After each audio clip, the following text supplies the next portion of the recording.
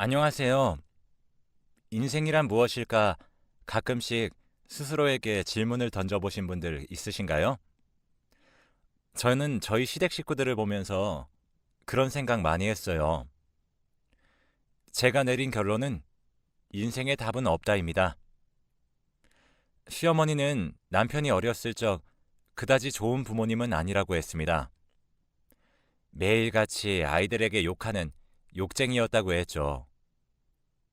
남편의 얘기를 들어보면 비단 남편뿐 아니라 남편 위의 형제들 역시 시어머니 사랑을 받고 자란 사람은 한 명도 없다고 했어요. 모든 자식들에게 매정한 어머니셨다고 해요.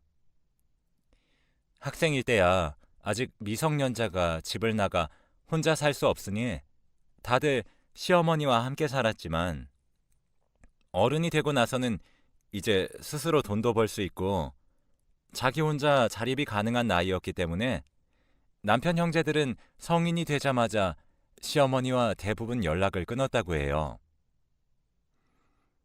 엄마라면 이제 지긋지긋해. 나 혼자 나가서 따로 살 거야. 어머니 성격이면 혼자서도 잘 살 수 있겠지. 굳이 자식이 필요하시겠어? 물론 남편이라고 해서 시어머니에게 서운한 게 없다는 건 아니라고 했습니다.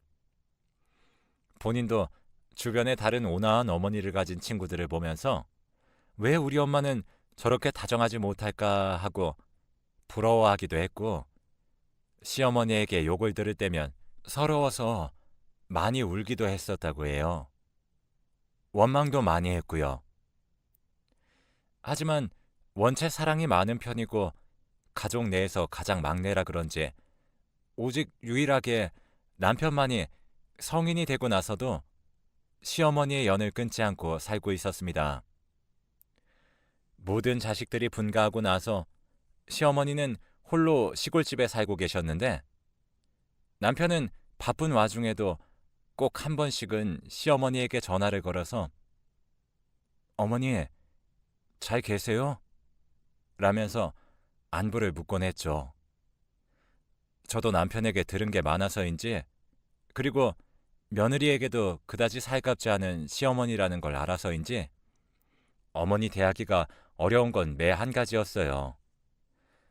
안 그래도 시어머니와 며느리의 사이가 가깝긴 어려우니까요. 하지만 남편이 시어머니에게 잘하려고 하는 만큼 저 역시 남편을 따라 최대한 좋은 며느리 노릇을 하기 위해 노력했습니다. 시어머니 시골에서 혼자 사는 거 힘드실까봐 반찬도 해서 보내고 남편처럼 저도 시어머니 안부를 묻고자 일주일에 혹은 2주일에 한 번씩은 꼭 전화를 드렸죠. 어머님, 오랜만에 연락드려요. 뭘 쓸데없이 전화하고 난리야. 전화비 아깝게. 그럴 때마다 어머니는 한 번도 살갑게 대꾸해 준 적이 없긴 했지만 원래 그런 분인가 보다 하고 생각하니 나중엔 그리 상처받지도 않더군요. 그리고 시어머니도 사람인 만큼 자식이 그리고 며느리가 이렇게 꾸준히 본인을 챙기려 들면 언젠가는 마음을 열 거라고 생각하게 됐습니다. 그러던 어느 날 한평생 전화 한번 해본 적 없던, 그러니까 정확히는 저희에게 먼저 전화를 걸어본 적이 한 번도 없던 시어머니에게 연락이 왔었어요. 처음에 핸드폰에 뜬 시어머니 번호를 보고 깜짝 놀랐죠. 어머님이 전화를 잘못 거셨나? 하는 생각부터 정말 온갖 상상이 다 들더군요. 조심스럽게 여보세요? 하고서 전화를 받으니까 나다 라고 이야기하는 시어머니 목소리가 들렸습니다.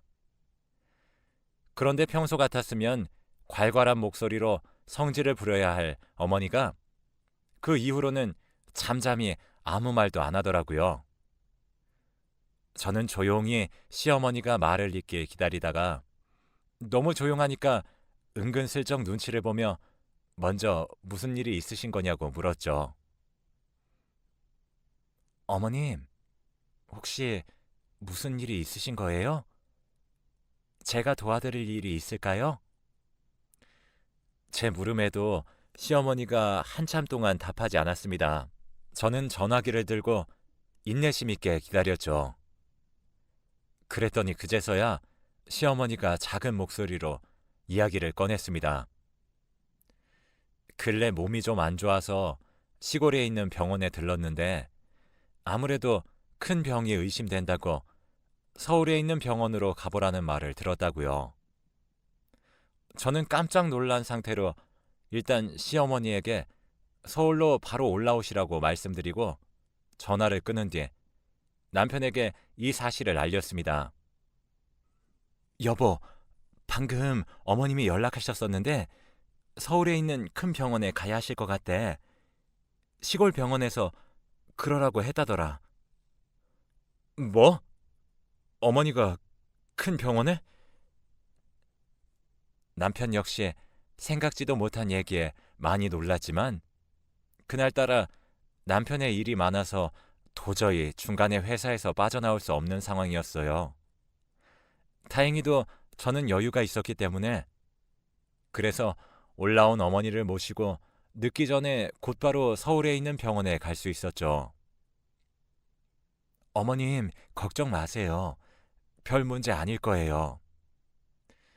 티를 내진 않았지만 분명 시어머니가 불안해하실 거였기 때문에 저는 시어머니를 안심시키며 병원으로 향했습니다.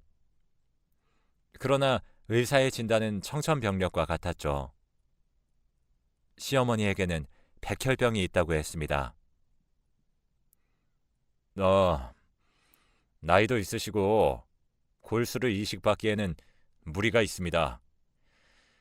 최선을 다하겠지만 솔직히 병원에서 할 수 있는 일은 그리 많지 않습니다.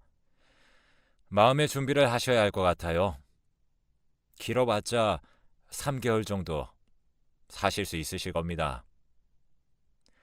심지어 백혈병으로 인해 시한부 판정까지 받았고요.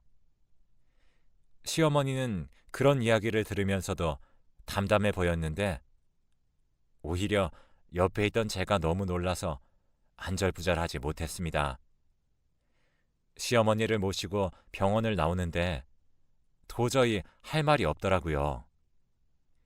이런 분위기에서는 무슨 대화를 나누어야 할지 집으로 돌아오는 길에 정말 아무런 말도 나누지 않았습니다. 시어머니는 무슨 생각하는지 알 길이 없었고 저는 시어머니가 백혈병 진단을 받고 3개월 시한부 판정을 받은 것에 대해서 위로를 해야 하는지 혹은 그냥 가만히 있는 게 나은지 알 수가 없었죠. 어머님, 일단 저희 집에 함께 가요. 그리고 이왕 올라오신 김에 서울에서 시간 좀 보내다 가세요. 시골도 좋지만 계속 혼자 계시면 심심하잖아요. 남편이 어머님 보고 싶다고 하기도 했고 일단 방법은 몰라도 한동안 어머니가 서울에 계시는 게 나을 것 같았어요. 비록 의사는 어머니가 얼마 살지 못한다는 이야기를 했지만 요새 의학도 많이 좋아지고 했으니 꾸준히 병원 치료받고 약 먹다 보면 차도가 있지 않을까 하는 기대가 있었죠. 가끔씩 기적이라는 것도 매스컴에 오르락 내리락 하니 그 기적이 시어머니에게도 찾아올 수 있다는 작은 기대도 했습니다. 그래서 저는 시어머니에게 서울에 함께 있자고 말씀드렸어요. 그러나 시어머니는 회의적이었습니다. 어차피 구석구석 문드러진 몸인데 서울에 있어봤자 뭐해? 난 그냥 원래 내 집이 편하다. 시골로 내려갈 거야. 무조건 바로 시골에 내려가겠다는 시어머니를 얼마나 열심히 설득했는지 모르겠어요. 제가 아주 길에서 붙잡고 죽기 살기로 말리자 시어머니도 그때서야 어쩔 수 없다는 듯이 그러면 남편 얼굴만 보고 가겠다고 하더군요. 그래서 집까지 모시고 간 다음에 시어머니가 방에서 쉬는 동안 남편에게 따로 연락을 했습니다. 어머니가 어떤 진단을 받았는지도 알리고 말이죠. 내가 형들한테 이 사실을 알릴게. 아무래도 사안이 큰일인 만큼 남편은 다른 형제들도 이 사실을 알아야 한다고 생각한 모양이에요. 하지만 나중에 집에 와서 들어보니까 남편은 저에게 연락받은 즉시 형제들에게 연락을 했는데 시어머니가 3개월밖에 살지 못하는 시한부임을 알렸는데도 불구하고 전부 알아서 하라는 식으로만 말하고 전화를 끊었다고 하더군요.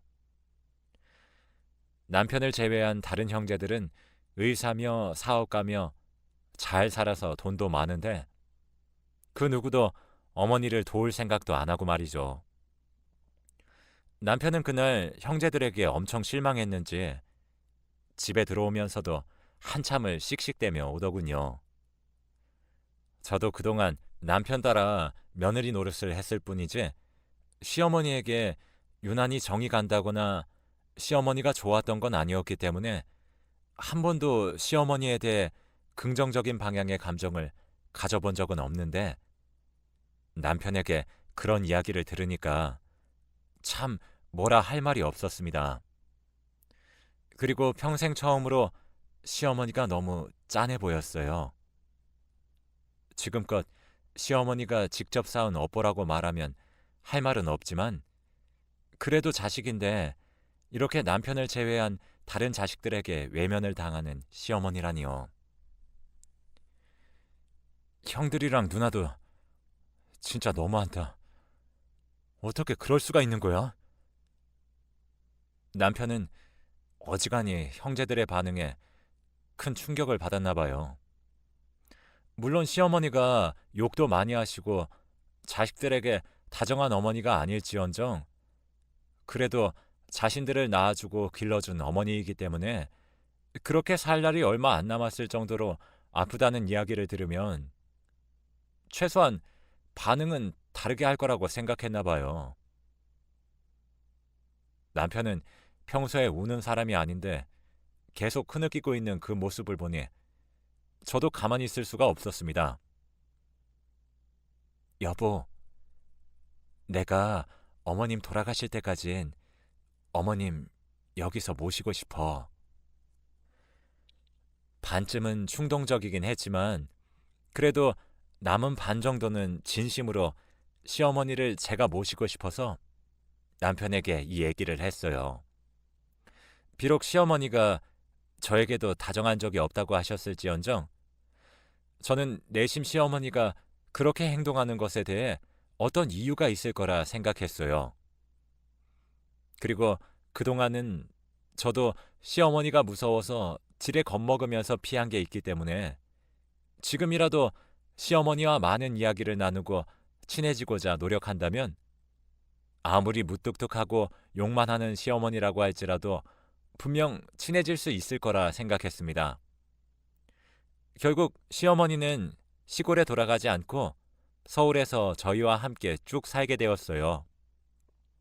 물론 처음에는 시어머니의 반발이 거셌습니다.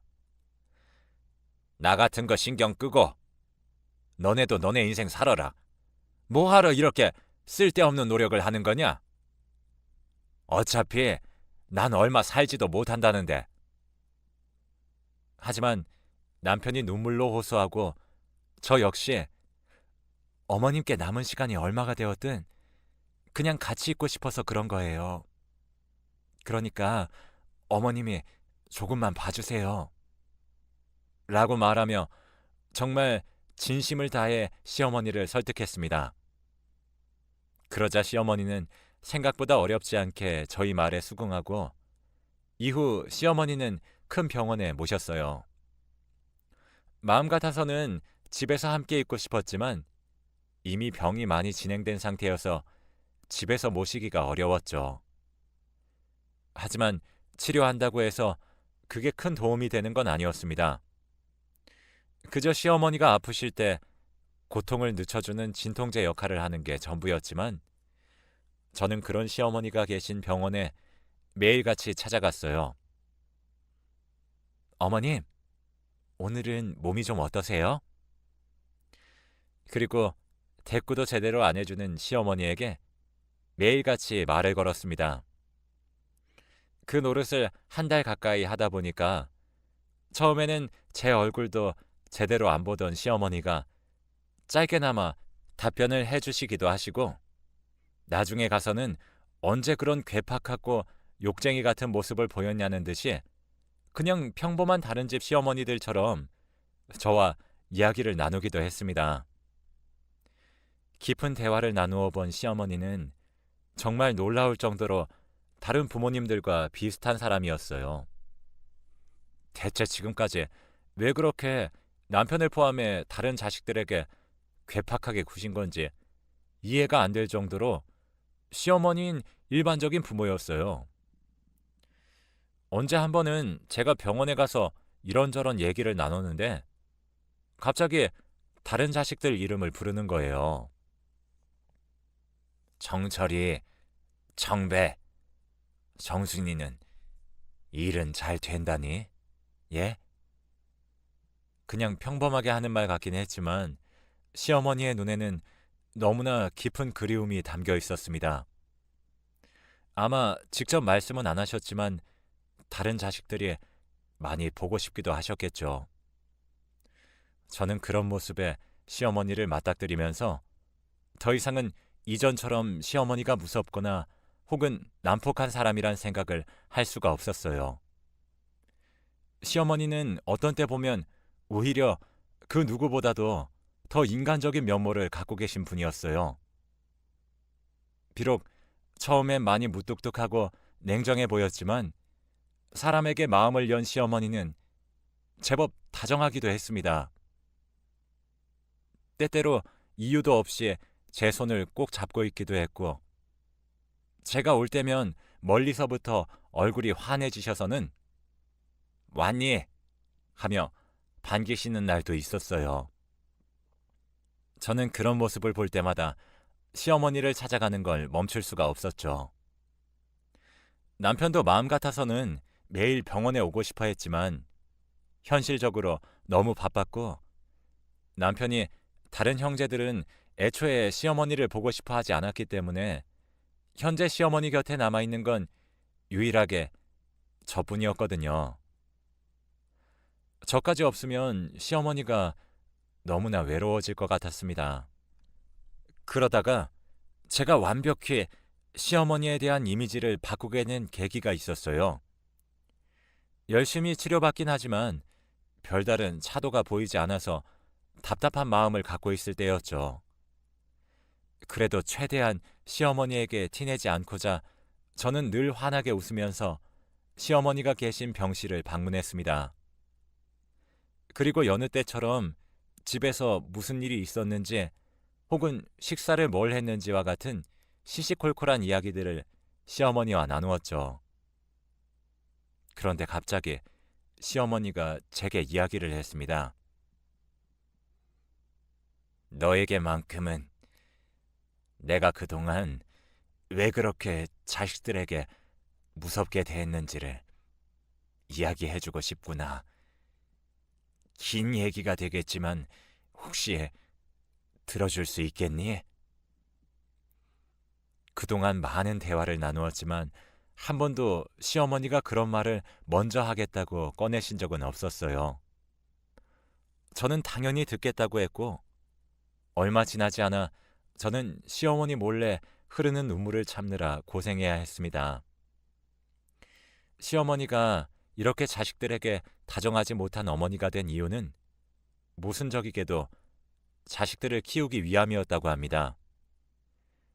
결혼 준비할 때부터 알고는 있었지만 제 시아버지가 되실 분은 남편이 어렸을 때 일찍 돌아가셨어요.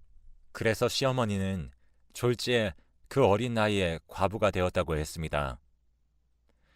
솔직히 어느 정도 나이 먹은 저도 갑자기 아무런 기댈 곳 없이 혼자 살아가야 한다고 하면 막막하고 뭘 어디서부터 어떻게 해야 할지 전혀 모르겠다는 느낌이 드는데, 지금의 저보다 조금 더 젊었던 시어머니는 분명 더 두려웠을 겁니다. 애들 키우기 위해선 내가 강해지는 수밖에 없었어. 내가 약한 모습 보이면 내 자식들은 누구한테 기대겠나. 애비도 없는데. 남편을 잃은 시어머니는 안 해본 일이 없을 정도로 정말 말 그대로 일거리만 있으면 악착같이 가서 돈을 버셔야 했다고 합니다. 그렇게 일하다 보니 자연스레 자식들과 함께하는 시간에 대해서 소홀해질 수밖에 없었죠. 하지만 시어머니는 일을 하면서도 자식들이 엇나가지 않도록 키우고 싶었다고 했습니다. 그래서 자식들이 조금만 잘못해도 욕을 하고 크게 매를 들면서 강하게 혼을 냈다고 하고요. 지금 생각하면 내가 잘못한 거였어. 아직 어린 아이들한테 내가 어떻게 그렇게 모질게 대했을까? 그때 그러지 말 것을. 그때 그러지 말 것을. 어머니, 그것만 생각하면 이 가슴이 너무 아파. 내 인생은 왜 그럴까? 하늘에서 나 데려간다니 이제 좀 편히 쉴 수 있는 걸까? 이 박복한 인생 하늘에서 불쌍하니까 빨리 데려가려는 거지. 일찍이 남편을 잃고 자식들은 날 버리고. 몸이 아픈 건 괜찮은데 이 가슴이 아픈 건 참을 수가 없어. 시어머니는 한참 동안 가슴을 퍽퍽 내리쳐가며 오열하셨습니다. 병실에 사람이 있든지 없든지 아랑곳 않고 평생 담아온 한을 모두 다 끄집어내듯이 울분을 토해내셨어요. 시어머니 울부짖음이 병원에 메아리 쳐도 아무도 뭐라 하는 사람이 없었습니다. 그저 불쌍한 눈으로 우리들을 바라볼 뿐이었죠. 시어머니는 꽤 오래전부터 많은 후회를 안고 사신 것 같았어요. 눈물을 뚝뚝 흘리는 시어머니 앞에서 저 역시 코가 찡해 어떤 말도 할 수 없었습니다. 괜찮다는 말도, 그렇다고 시어머니가 잘못됐다는 말도 할 수 없었죠. 제가 거기서 더 뭐라고 덧붙여야 했을까요? 저는 그저 주름진 손으로 눈물을 닦는 시어머니를 가만히 지켜보면서 어머니가 진정이 될 때까지 곁을 지켜드렸습니다. 지금 시어머니는 돌아가신 상태예요. 정말 의사가 이야기했던 대로 딱 3개월을 채우고 하늘나라에 가셨죠. 그동안 시어머니를 찾아뵈면서 정이 많이 들었는지 시어머니가 돌아가셨을 때 정말 쓰러질 만큼 눈물이 나서 혼났습니다. 하지만 당시 저에게는 할 일이 있었어요. 바로 시어머니가 남긴 유서를 남편의 형제들에게 전하는 일이었죠. 시어머니는 본인 살 날이 얼마 남지 않았다는 걸 직감적으로 아셨는지 어느 날부턴가 유서를 쓰기 시작했습니다. 그리고 저에게 내가 죽으면 이 유서를 꼭 내 자식들에게 전해줘야 해 라고 말씀하셨어요. 비록 병원엔 한 번도 찾아오지 않았다고 해도 장례식이면 자식들이기 때문에 얼굴은 한번 비출 것이었으므로 저는 알겠다고 하고 시어머니 유서를 전달받아 갖고 있던 참이었어요. 그리고 시어머니 돌아가시고 나서 장례식장에 참석한 남편의 형제들에게 유서를 보여주었죠. 어머님이 병원에 계실 때 직접 작성하셨던 유서예요. 저한테 꼭 전해달라고 말씀 남기셔서 지금 보여드리는 거예요. 남편의 형제들은 처음엔 유서라고 해도 실감이 나지 않는지 떨떠름한 얼굴이었습니다. 하지만 유서를 펼치고 한 줄 한 줄 읽어가면서 표정이 급격하게 변했죠. 사랑하는 내 자식들아, 못난이 이 어미를 용서해다오. 너희가 어긋나지 않게 올바르게 키워야 한다는 압박감에 내가 너희들한테 너무도 몹쓸 짓을 했구나. 날 용서하지 않아도 좋다. 하지만 내가 너희를 미워해서 그런 게 아니었다는 것, 그거 하나만 알아줬으면 좋겠다. 이제 이 어미는 하늘나라에 간다. 너희도 조금 더 편하게 살 수 있겠지. 하늘나라에서는 이 어미가 너희를 지켜주마. 아프지 말고 평생 동안 행복하려무나. 너희는 몰랐겠지만 나는 내가 너희 어미일 수 있어서 정말로 좋았다. 그리 길지 않은 유서였습니다. 하지만 남편의 형제들은 그 짧은 유서에서 시어머니의 진심을 느낄 수 있었나 봐요. 유서를 보고서 한참 동안 아무런 말도 하지 못하더군요. 그러더니 하나둘 눈물을 흘렸습니다. 그 모습을 보고 있자니 어쩐지 제게 말을 걸던 시어머니가 생각나더군요. 시어머니는 어쩌면 저와 나누었던 그런 살가운 대화들을 자식들과 나누고 싶으셨을 거예요. 하지만 이미 너무 오랜 세월 동안 나쁘고 때로는 폭력적인 어머니로서 살았기 때문에 쉽게 다가가기 힘드셨던 거겠죠. 그 모습을 보니 너무 안타까웠습니다. 한 명이라도 조금 더 마음을 열려고 노력했다면, 한 발자국 더 다가가 보려 했다면 아마 시어머니의 죽음은 지금보다는 덜 외로웠을 것 같았으니까요. 유서를 읽고 한동안 아무 말도 못하고 있는 남편의 형제들에게 저는 그동안 병실에 시어머니를 돌보러 가면서 시어머니와 무슨 이야기를 나누었는지 낱낱이 말씀드렸어요. 시어머니가 자식들을 너무도 그리워하시며 자신의 행동들을 후회하며 살아오셨다고요. 어머님은 매일같이 자신에게 잘못이 있다고 했어요. 자신이 조금 더 신경 썼으면 지금 같은 상황은 안 벌어졌을 거라고 하셨죠. 그리고 다른 자식들 얼굴을 너무도 많이 보고 싶어 하셨어요. 조용하던 장례식장이 눈물바다가 되었습니다. 돌아가신 시어머니 영정사진 앞에서 엉엉 우는 장면을 보는데 이게 참 누구 잘못이라고 하기도 애매한 상황이더라고요. 저와 남편은 그저 바닥에 엎드려 자신들이 보인 그간의 행동들을 후회하고 있는 남편의 형제들의 모습을 그저 가만히 지켜보기만 했습니다. 장례식이 끝나고는 참 바빴어요.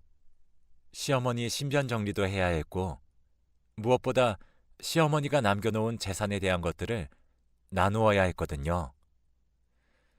시어머니는 젊었을 적부터 열심히 살아오셔서 그런지 시골에 논과 집들을 꽤 갖고 계셨어요.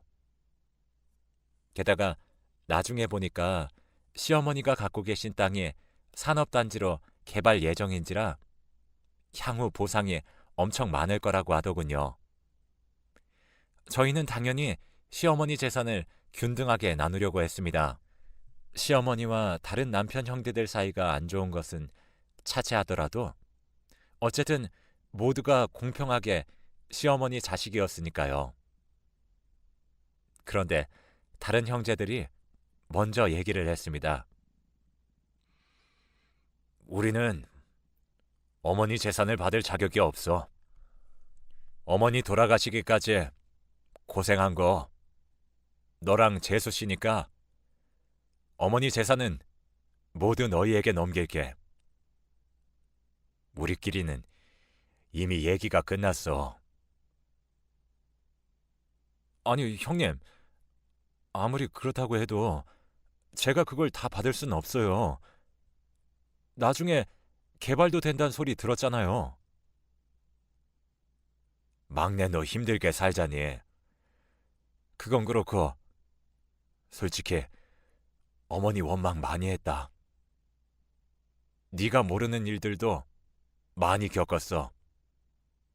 하지만 재수 씨 이야기를 들어보니까 자식으로서 참 못할 일을 했다는 생각이 드네. 마지막인데 손이라도 잡아드릴 걸 후회가 돼. 그리고 우린 먹고 살 만큼 자리를 잡았으니 막내 너도 빨리 자리 잡아야지. 막내 너가 우리보다 100배 낫다. 형으로서 염치가 없어서 그런 거니까 아무 말 말고 그렇게 해. 남편 빼고 다른 형제들은 돈이 많긴 했어요. 하지만 그렇다고 해도 시어머니가 갖고 계신 재산이 한두 푼이 아닌 상황에서 그걸 다 주기는 쉽지 않잖아요.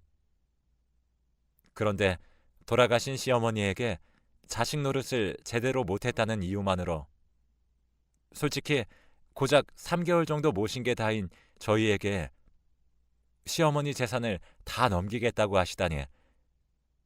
처음엔 남편도 저도 시어머니 재산을 다 같이 나누는 게 맞지 않겠냐고 말씀을 드렸습니다. 하지만 남편의 다른 형제들은 요지부동이었어요. 이미 시어머니 재산은 우리에게 넘기겠다고 생각해둔 상황이고 당장 그 돈이 없다고 해서 먹고 사는 게 힘든 것도 아닌데 당연히 마지막까지 시어머니를 모시던 자식이 가져가는 게 맞다면서요. 저희는 다른 형제들과는 다르게 남편이 하루 벌어서 하루 먹고 사는 처지였습니다. 그래서 남편의 형제들이 그렇게까지 저희 보고 재산을 다 가지라고 하는 마당에 조금 염치가 없긴 했어도 결국 감사히 받게 되었죠. 지금은 시어머니 재산 덕분에 먹고 싶은 것도 고민 없이 시켜 먹고 꼭 필요한 걸 사는 데 있어서 돈 걱정을 하지 않아도 되고 있습니다. 그리고 그 전에는 명절 같은 때나 한 번씩 얼굴을 보았다면 이후에는 별날 아니라도 다 같이 쉬는 날이 있으면 가족끼리 다 같이 함께 만나 저녁을 먹거나 하며 시간을 보내고 있어요. 가족들끼리 지금부터라도 조금 화목하게 지내보려고요. 생각해보면 이 모든 게 다 돌아가신 시어머니의 마지막 선물이 아닌가 싶습니다. 시어머니는 하늘나라에서 저희 모습을 지켜보고 계시겠죠? 저희 잘 살고 있으니까 시어머니도 하늘나라에서 편히 쉬었으면 좋겠어요.